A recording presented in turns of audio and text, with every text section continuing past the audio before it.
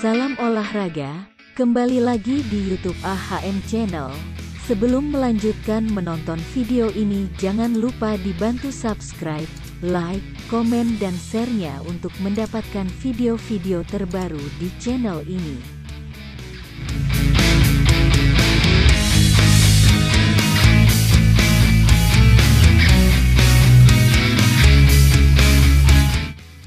Manajemen PSM Makassar kabarnya telah menerima nama pemain asing yang diusulkan oleh pelatih Bernardo Tavares.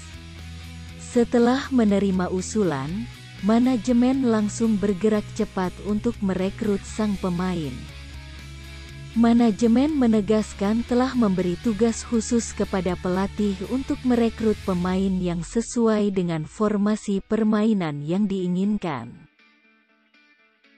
Manajemen memberi kewenangan kepada pelatih terkait dengan pemain asing, apakah akan membawa bekas anak didiknya atau pemain lain.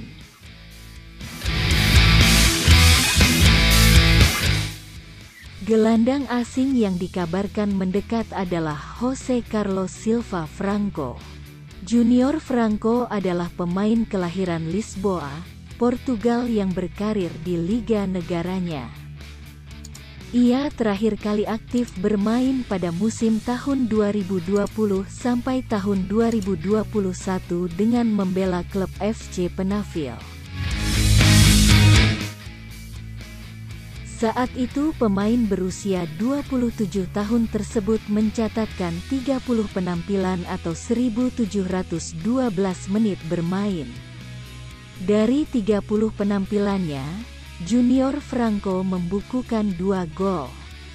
Diketahui, FC Penafiel adalah klub kasta kedua Liga Portugal.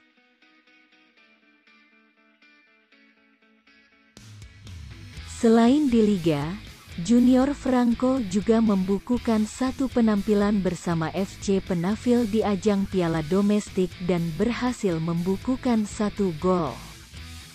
Kehadiran Franco Junior akan menambah kedalaman skuad dan komposisi pemain PSM Makassar di Liga 1 2022. Mengingat selain di Liga 1, PSM Makassar akan mewakili Indonesia di ajang AFC Cup 2022.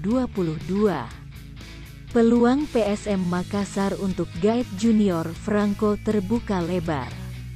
Hal itu disebabkan karena Junior Franco berstatus tanpa klub sejak dilepas FC Penafiel tanggal 1 Juli tahun 2021.